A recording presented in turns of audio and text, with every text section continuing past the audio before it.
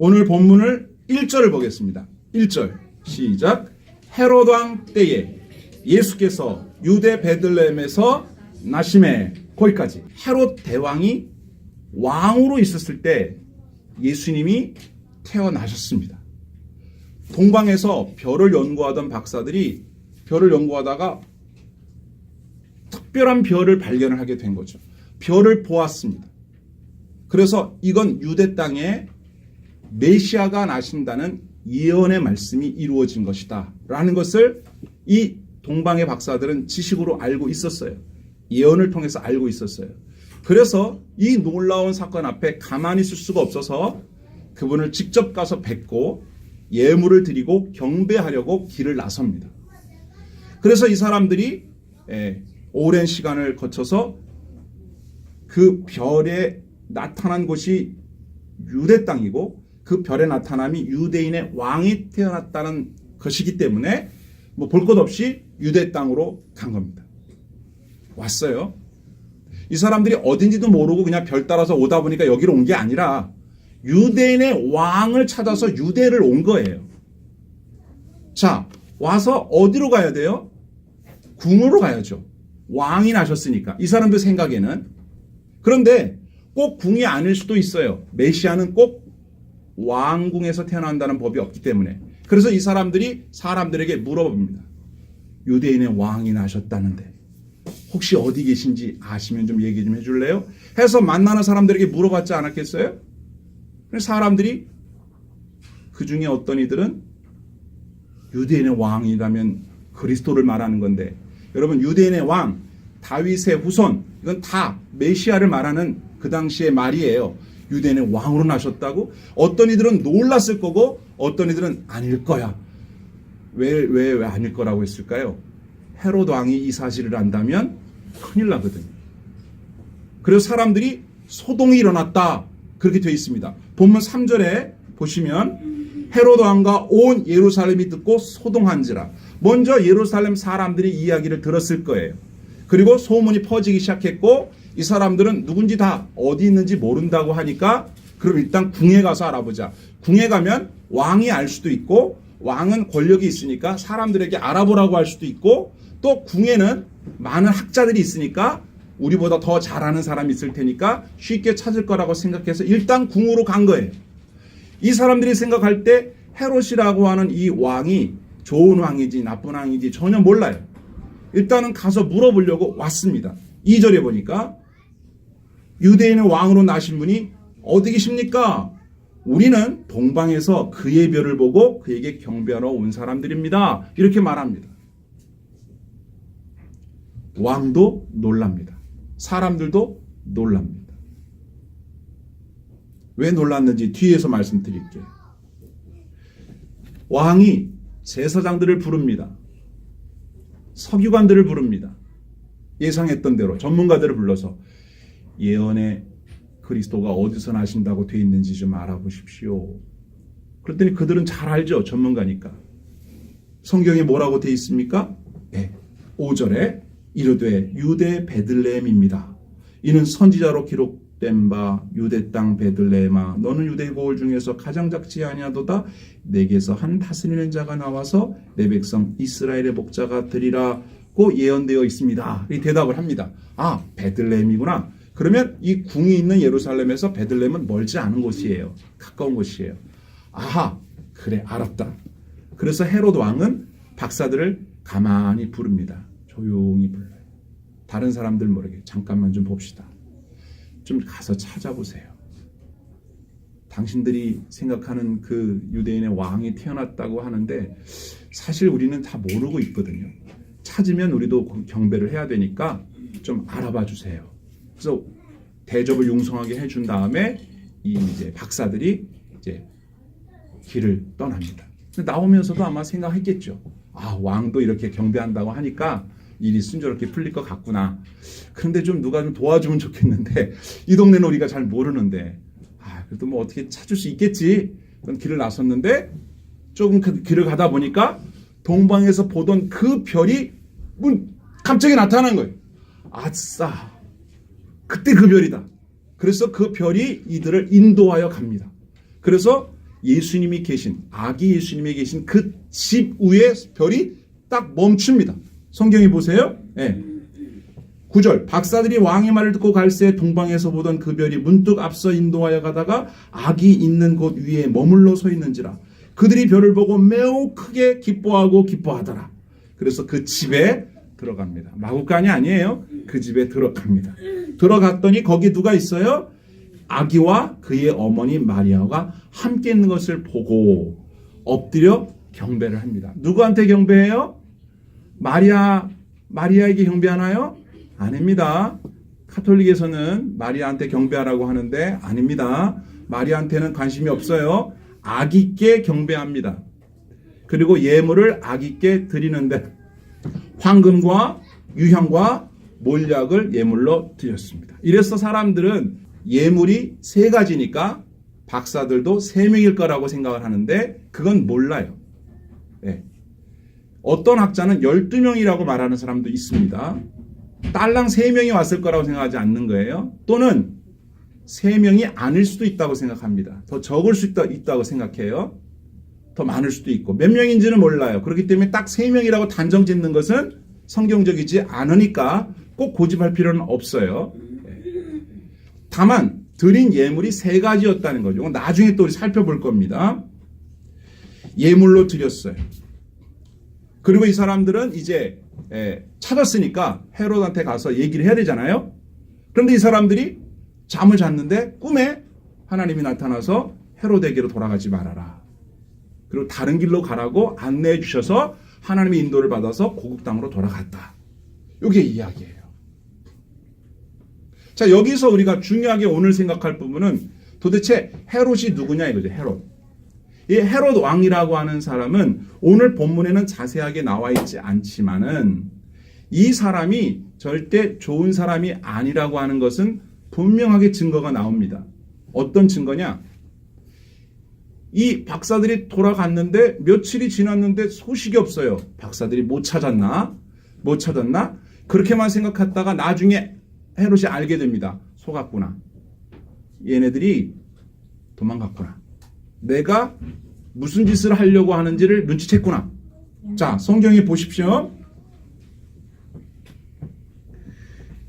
16절에 이에 헤롯이 박사들에게 속은 줄 알고 심히 노하여 사람을 보내어 베들레헴과 그 모든 지경 안에 있는 산의 아이들을 박사들에게 자세히 알아본 그때를 기준하여 2살부터 그 아래까지 다 죽이니. 헤롯이 어떤 사람인지 역사책에 나와 있는 것만큼 자세하게는 안 써 있지만 이걸로 딱 알 수 있어요. 헤롯은 어떤 사람이다? 나쁜 사람입니다. 얼마나 나빠요? 유대인의 왕으로 나신 그리스도를 찾으려고 했는데 왜 찾으려고 했다? 죽이려고. 그랬는데 찾기가 어렵게 되니까 포기한 것이 아니라 어떻게 해요? 비슷한 나이 또래 아이들을 싹 죽입니다. 이 정도면 더 설명할 필요 없이 나쁜 놈입니다. 사람 죽이는 건 아무것도 아니에요, 이 사람. 바로 그 헤롯 왕 때에 예수님이 나셨다는 거예요. 오늘 성경은.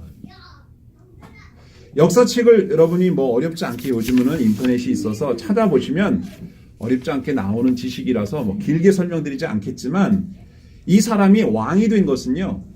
로마 원로원의 후원을 입어서 왕이 된 거예요. 유대인이 아닙니다. 이두메 사람이에요. 아버지가. 유대인도 아닌데 나라가 이미 로마의 속국이 돼버렸잖아요. 유대 땅이. 그러니까 유대 땅은 이미 주권을 상실했어요. 로마가 다스린다고 봐도 되는데 로마에서 헤롯이라는 사람을 왕으로 세워서 유대 땅을 다스리게 해준 거예요. 그러니까 헤롯은 로마 원로원에게 잘 보여야 돼요. 그러면서도 유대 사람들에게도 신임을 좀 얻고 싶은데 본인은 유대인도 아닌데다가 로마의 앞잡이라는 인식이 강하기 때문에 유대 사람들에게 신임도 못 얻고 그렇다고 해서 내가 로마 사람들한테 유대 사람들은 로마 사람 싫어하죠 당연히. 그러니까 유리로 말하면 앞잡이가 된 겁니다. 그런데도 불구하고 왕으로서 대접받고 싶으니까 이 사람이 한 일 중에 하나가 성전을 짓습니다. 그게 헤롯 성전입니다. 무려 46년 동안이나 성전을 지어요. 왕공되어서 봉헌한 건 이 사람이 죽고 난 다음이에요. 그 정도로 오랫동안 성전을 짓는데 성전을 지으면 유대 사람들이 좋아할 줄 알았죠. 아, 헤롯 왕도 믿음이 있나 봐. 신앙심이 있나 봐. 오죽하면 하나님의 성전을 다 건축을 하겠어. 성전 건축을 하는 걸 보니까 믿음이 좋은가 봐. 라고 생각할 줄 알았는데 유대인들은 알아요, 몰라요? 다 알아요. 환심 살려고 한 거를. 그러니까 이 헤롯 왕의 마음속에는 항상 이 백성들의 지지를 받지 못한다는 그런 마음이 있었어요. 게다가 백성들만 싫어한 게 아니라 바리새인들인 주축인 이 율법학자들이나 사두개인들이 주축인 이 제사장 그룹, 이 사람들은 유대 사람들의 지도자급에 있는 사람들인데 얘네들도 헤롯을 싫어하죠, 당연히. 그런데 여기 나와 있는 사람들은 왜 헤롯 옆에 있느냐? 자신들이 목숨을 부지하려면 헤롯이 하자는 대로 하지 않을 수 없는 입장이에요. 백성들의 지도자니까 백성들이 안전해야 되는데 자신들마저 백성들처럼 헤롯한테 항거하면 자신들은 물론 백성들한테 헤롯이 어떤 사람이에요? 막 죽이는 사람이거든요. 유해를 가할 수 있으니까 나름대로는 좋은 게 좋은 거니까 이 체제를 그냥 유지하면서 가자. 좀 나서지 말고 그냥 가자. 그래서 헤롯 눈치만 보던 사람들이에요, 이 사람들이. 백성들과 이 지도자들은 모두 다 헤롯을 두려워합니다. 헤롯은요, 자기의 왕권에 도움이 되는 로마 원로원이나 로마 사람들에게는 완전히 아부하고 자신의 왕권에 유해가 될 만한 사람은 비록 가족일지라도 다 죽였습니다. 자기보다 센 사람, 왕권에 도움되는 사람에게는 아부하고 자신의 왕위에 해를 저할 것 같은 조금이라도 눈치만 보여도 다 죽이는 사람이에요. 심지어는 아내도 죽이고 장모님도 죽이고 아들들도, 자기 친아들들도 3명이나 죽입니다. 게다가 부인이 10명이나 있었는데 그 10명의 부인들이 낳은 아들들 때문에 얼마나 복잡했겠어요. 조금만 낌새만 다 죽이는 거예요. 다. 자기 아들들도 죽이고 자기 부인도 죽이는 사람이니 자기가 왕위에 있는데 유대인의 왕이 태어났다는 말을 한단 말이에요. 백성 중에서 누가 그 말했다면 그 사람도 그날로 죽는 거예요. 어디 내가 왕인데. 제사장이 말할 수 있을까요? 말 못합니다.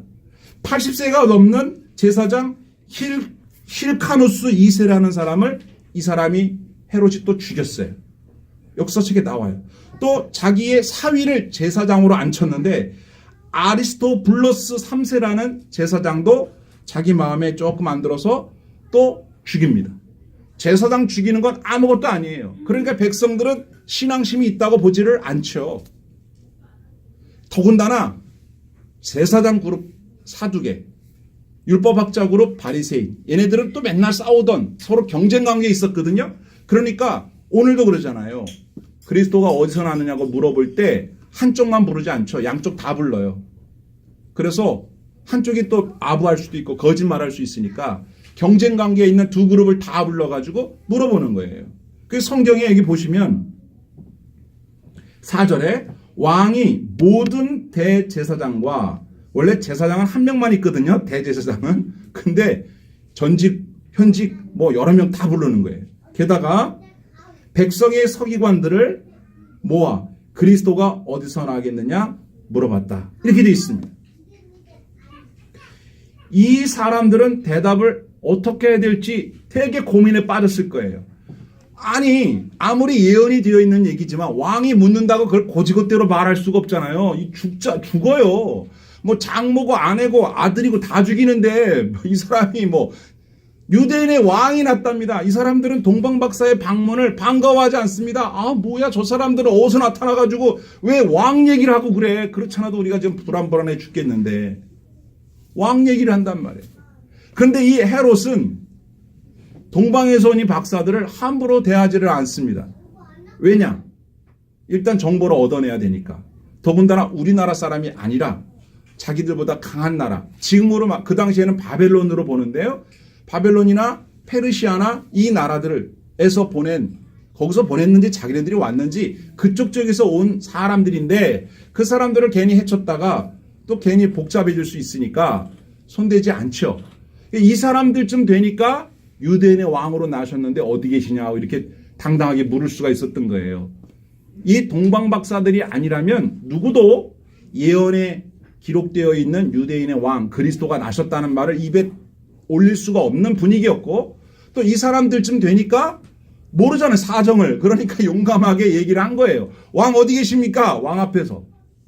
근데 주변에 있는 신하들이나 사람들이 어이구, 저 사람 이 왕궁에 와갖고 헤로드 왕 앞에서 지금 유대인은 왕이 태어났다고 그 얘기를 저렇게 용감하게 하다니, 이거 그 다음 일은 진짜 상상하기도 싫다, 이러고 덜덜덜 떨고 있었을 거란 말이에요. 그런데 왕이 묻습니다. 제사장들 다 오시라고 그래라. 서기관들 다 오라고 그래. 집합했어요. 당신들이 아는 대로 얘기해 보라고. 어떻게 얘기를 해야 됩니까? 모르겠습니다. 그럴 수가 없잖아요. 그렇다고 사실대로 말하면 왕이 적어도 어디서 태어났다는 위치를 알게 되면 어떤 짓을 저지를지 이 사람들도 알잖아요. 그렇다고 자기네가 목숨을 걸고 그거를 말 못합니다, 그럴 수도 없고, 그렇죠?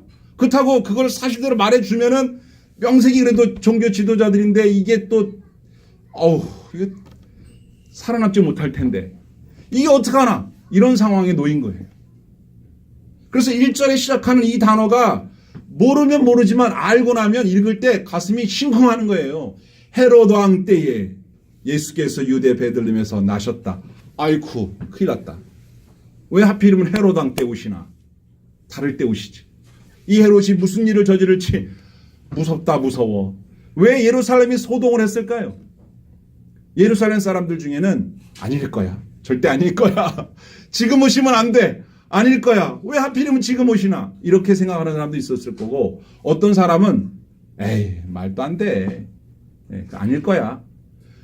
만약 사실이라면 그걸 우리가 먼저 알아야지, 왜 이방에 있는 사람들이 먼저 알고 거기서 와서 얘기를 해주고 그래. 여러분, 왜 예수님이 태어나셨는데 목자들에게 가서만 살짝 얘기해 줬는지 아시겠어요? 이제 생각나십니까? 예수님 오셨으면 온 천하 백성들이 알게끔 다 알려야 되지 않습니까? 그죠? 여러 사람들한테 천사들이 나타나가지고 예수님 나셨다, 기뻐하자, 할렐루야, 메리 크리스마스, 그러면 얼마나 좋아요. 근데 왜 저들밖에 한밤중에 양치는 목자들에게 살짝 가서 오늘날 너희를 위해서 구주가 나셨다, 두려워하지 말아라, 왜 두려워하지 말라고 했을까요? 무서운 얘기를 하는 거예요. 지금 이게 무서운 얘기 지금 하고 있는 거예요. 그런 사람들은 아이고 이제 큰일 났다, 이제 어떡하냐, 이제 어떻게 해. 근데 아무도 못 들었겠지. 밤에 살짝 목자들한테만 와서, 목자들이 어디 가서 얘기해도 사람들은 무시해요. 원래 목자들이 하는 말은 사람들이 귀담아 안 들어요. 저 무식한 것들 떠드는 소리 안 들어요. 그러니까 목자들한테 가서 살짝 얘기해 준 거예요. 근데 목자들은 적어도 마음속에 신앙이 있었기 때문에 천사들의 말을 듣고 찾아간 거죠. 근데 어디 있는 줄 알아? 알려줬잖아요, 힌트를. 이 말구유에 강보에 쌓여 누워 있는 말구에 누인 아기를 보면 그분이다. 그러니까 몇 군데만 이렇게 물어보면 찾을 수 있었다는 거죠. 그리고 예배드리고 갔어요. 그리고 천사들에게 들었던 얘기도 말해주고 간 거예요.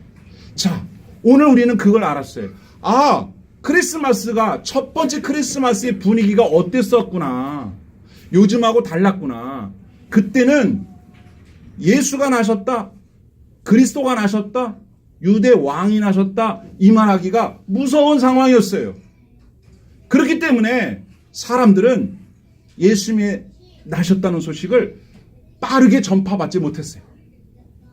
사람들이 공공연하게 기뻐하고 축하할 수가 없었어요. 조용히 속으로만, 알았던 사람들 중에는 속으로만 기뻐하면서 아싸, 이제 오셨으니까 이제 광명의 날이 오겠구나 하면서 마음으로 기뻐한 사람도 있었을 것이고, 또 어떤 사람들은 이제 메시아가 오셨으면 앞으로 큰 일이 벌어지겠구나. 왜냐하면 당시에 있는 사람들은 메시아를 어떻게 생각했냐면 오시면 뒤집어 엎은다고 생각했거든요. 정치적인 메시아라고 생각했기 때문에 그분이 오시면 아직은 어리지만 그를 따르는 많은 사람들이 들고 일어날 것이고, 그 사람들에 의하여 이제 예루살렘은 온통 혼란에 휩싸이겠구나, 전쟁이 일어나겠구나, 막 이렇게 예상했기 때문에 나는 이대로가 좋아. 나 지난달에 아파트 새로 입주했고 이제 다음 주면 결혼도 하고 이대로가 좋은데 혹시 이 예수님 오셔가지고 이게 뒤집어 엎어지면 나 적금 타야 되는데 이거 어떡하나.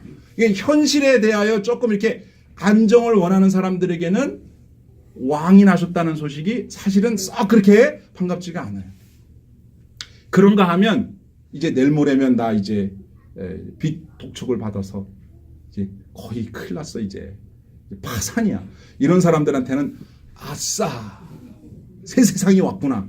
그럴 수도 있었고, 너무 고통 가운데 괴로움 가운데 있는 사람들의 입장에서 보면 지금 너무 힘들잖아요. 그런데 유대인의 왕 그리스도가 오셨다라는 소식은 놀라울 뿐만 아니라 기가 막힌 환희의 소식이죠. 세상이 바뀌니까. 그래서 예루살렘이 소동했다. 이게 발칵 뒤집혔다. 그렇게 말하는 거예요. 그런데 오늘 가장 발칵 뒤집힌 사람이 누구냐? 바로 헤롯이에요. 헤롯은 그 이야기를 듣고 반은 믿었고 반은 못 믿었지만 적어도 반만 믿어도 헤롯은 충분히 칼을 들 사람이에요. 확실하지 않아도 비슷하기만 하면 죽입니다. 그러니 예수님이 그리스도가 태어나셨다는 이 소식이 궁에 전해지자마자 이제 비극의 그림자가 드리워져 있었다라고 주변 사람들은 다 느끼고 있었을 것이고, 아닌 게 아니라 얼마 후에 며칠 후에 동방박사들이 돌아가고 난 뒤에 엄청난 살인극이 일어난 겁니다. 그럼 예수님은 어떻게 됐을까? 성경에 보십시오. 자, 13절에 보세요. 그들이 떠난 후에, 그들이 누구예요? 이 박사들이 떠난 후에 주의 사자가 요셉에게 현몽하여 이르되 헤롯이 아기를 찾아 죽이려 하니 일어나 아기와 그의 어머니를 데리고 애굽으로 피하여 내가 내게 이르기까지 거기 있으라 하시니 피신을 하셨어요. 그리고 14절에 요셉이 일어나서 밤에 아기와 그의 어머니를 데리고 애굽으로 떠나가 헤롯이 죽기까지 거기 있었으니 이는 주께서 선지자를 통하여 말씀하신 바 애굽으로부터 내 아들을 불렀다 함을 이루려 하심이라. 이것도 예언되어 있던 일이 이루어진 거예요. 예수님이 오심을 예언되어 있었고 예수님이 이런 위협을 당할 것임도 예언되어 있었던 것, 그것이 이루어져 가고 있는 거예요. 여기 성경의 중요한 15절의 표현이 뭐예요? 헤롯이 죽기까지 거기 있었다. 잠깐만 참으면 헤롯은 죽습니다. 물론 그 헤롯의 뒤를 이어 다른 헤롯이 그 왕이 되니까 다시 예루살렘이나 베들레헴 근처에는 가기가 두려워서 나사렛으로 가서 살게 됩니다. 시골로 가서 살게 돼요. 다 그 사람들은 다 가문이 그런 사람들이기 때문에 무섭죠. 오늘 우리가 살펴봐야 될 중요한 사실. 여러분, 헤롯이 하나님을 섬기는 하나님의 백성이라면 이런 반응이 나오지 않았겠죠. 어떤 반응이 나왔을까요? 정말 말 그대로 동방박사들과 함께 예수님이 나신 그 집을 찾으러 갔을 거예요. 그래서 그들과 함께 나란히 엎드려서 경배를 드렸겠죠. 오늘날은 어떻습니까? 예수님에 대한 소식이 공공연하게 전파됐습니다. 여러분들은 예수님의 오심에 대한 소식을 설교자를 통하여 성경을 통하여 알게 됐고, 여러분들은 어떻게 하는 분들이에요? 동방박사들과 같은 마음으로 그분께 경배하고 그분께 예물을 드리고 그분은 우리의 왕이시다, 그분은 우리의 주이시다, 그리스도이시다 라고 섬기는 분들이잖아요. 그런데 여러분, 우리가 알고 있는 사람들 중에도 헤롯처럼 예수님의 오심을 반대하는 사람들이 반드시 있습니다. 여러분 중에는 그런 분 없었나요? 교회 간다고 못 가게 하고, 교회 못 가게 일 시키고, 교회 갔다 오면은 때리고, 성경책 찍고, 교회 간다고 막 못 살게 굴고, 그런 분들 없었나요? 여러분들 사는데? 예전에 있었던 분들 이야기 많이 들어봤어요. 그리고 심지어는 교회 갈 거면 호적을 파버리겠다 뭐 이렇게 센 말도 하시는 분도 있고. 헤롯이나 같은 라인에 있는 사람들이에요. 예수님을 못 살게 하는 것뿐만 아니라 예수님을 믿는 신자들이 예수님을 못 믿게 방해하는 세력들이란 말이죠. 역사 속에 얼마나 많았습니까? 예수님 믿는다고 박해하고 죽이고, 그렇죠? 감옥에 가두고. 특히 이 공산주의, 요즘에는 공산주의 이야기가 뭐 사실 흐리해졌습니다만은 공산주의는 기독교를 민중의 아편이다 이렇게 정의하고 기독교인들을 말살하려고 얼마나 했었습니까? 지금도 공산주의에서는 기독교를 좋아하지 않아요. 겉으로는 그런 척하지만. 힘이 있는 자들은 자신에게 힘을 준 자에게 굴복하고 자신의 힘을 조금이라도 빼앗아 가려고 하는 자가 나타나면 죽입니다. 자기보다 강한 자에게는 굴복하고 자기보다 약한 자는 죽이고 핍박하고. 이게 누가 하는 수법이냐? 이게 사탄이 하는 수법이에요. 그런데 여러분 어떻게 됐습니까? 공산주의는 무너졌고 기독교는 다시금 일어섰습니다. 예수님은 여전히 왕으로서 경배를 받고 계세요. 그렇게 없애려고 하지만 기독교는 사라지지 않을 것입니다. 헤롯은 자기가 왕이 되고 싶었어요. 자기가 끝까지 왕이고 싶었어요. 그런데 헤롯은 진짜 왕이신 하나님 앞에 엎드리지 않았기 때문에 그의 왕국은, 그의 왕위는 사라져버렸습니다. 역사 속에 사라져버렸습니다. 그런가 하면 같은 왕인데도 이런 왕도 있었습니다. 1743년 3월 23일 조지 프레드릭 핸델이라고 하는 사람. 핸델 들어봤죠? 음악의 어머니 핸델. 이 핸델이 메시아라고 하는 2시간 20분짜리 긴 이 뭐라고 그러는지 모르겠어요. 이걸 작곡을 하고 이걸 초연을 했습니다. 처음으로 연주를 런던에서 했습니다. 그때에 영국의 왕 조지 2세가 이 자리에 참석했습니다. 그 2시간 20분짜리 메시아 중에 중간에 여러분들이 잘 아는 할렐루야, 그 중에 짧은 거죠. 할렐루야가 있습니다. 그게 연주될 때 할렐루야 이거 아시죠? 이게 연주될 때 이 조지 왕이 가슴에 큰 감동을 받고 앉아있던 자리에서 벌떡 일어납니다. 왕이. 옆에 있는 신하들이 왜 이랬을 거 아니겠어요? 그 신하들도 왕이 일어서 있으니까. 여러분 동양 사람들은 이 예를 갖출 때 고개를 숙이거나 엎드리잖아요. 예? 그래서 동방 박사들이 동양이기 때문에 엎드려 경배한 거예요. 유대인들도 엎드려 경배하죠. 서양 사람들은 그렇게 안 해요. 그 사람들은 자리에서 일어나는 겁니다. 우리가 앉아있다가 누가 어른이 오면 자리에서 벌떡 일어나잖아요. 그게 서양식입니다. 근데 어른이 오면 우리가 뭐 이렇게 집에 가거나 어디 가면 인사를 하잖아요. 엎드려서. 그게 동양식이에요. 그러니까 이 조지는 서양식으로, 영국 사람이니까 앉아있던 자리에서 벌떡 일어나서 예를 갖춥니다. 그 할렐루야 곡 중에 주로 나오는 부분이 뭐예요? 왕의 왕, 그죠? 할렐루야. 또 주의 주, 할렐루야. 이게 계속 반복해 나온단 말이에요. 그곳에서 왕의 왕을 찬양하는 그 메시아 중에 할렐루야 그 부분에서 자기도 왕이지만 영국의 왕이 가만히 있을 수가 없는 거야. 앉아있으면 안 될 것 같아. 일어나야 돼. 한국 같으면 어떻게 했겠어요? 엎드렸겠지. 일어나는 거예요. 신하들도 다 일어났습니다. 신하들도 다 일어나니까 어떻게 했어요? 관객들도 다 일어났어요. 다 일어났어요. 그래서 그 연주가 끝날 때까지 다 이뤘어요. 그래서 오늘날에까지 그게 이어져 가지고 핸델의 메시아 중에 할렐루야가 연주될 때는 아는 사람들은 다 일어납니다. 그거 내용을 모르고 뭐 일어나면은 왜 일어나나 그래서 이렇게 이 상황에 일어나는 건가? 이렇게 쭈삐쭈삐 일어나는 사람들이 있잖아요. 뭘 말하는 거예요? 내가 영국의 왕이지만 진짜 왕이신 예수님을 찬양하는 왕의 왕 예수를 찬양하는 그 곡이 울려 퍼질 때 내가 어떻게 내 자리에 이렇게 앉아 있냐 이거야. 못 앉아 있는 거예요. 겸손하게 일어나서 경배를 돌린 거죠. 헤롯도 그랬어야 됩니다. 그랬다면 그의 왕위는 빛났을 거예요. 유대인들에게 인정받지 못했지만 로마 황제에게 굽신거리는 입장이지만 그가 만왕의 왕이신 예수님을 자신의 왕으로 섬겼다면 그의 일생은 역사 속에 다르게 기록됐을 겁니다. 우리도 마찬가지입니다, 여러분.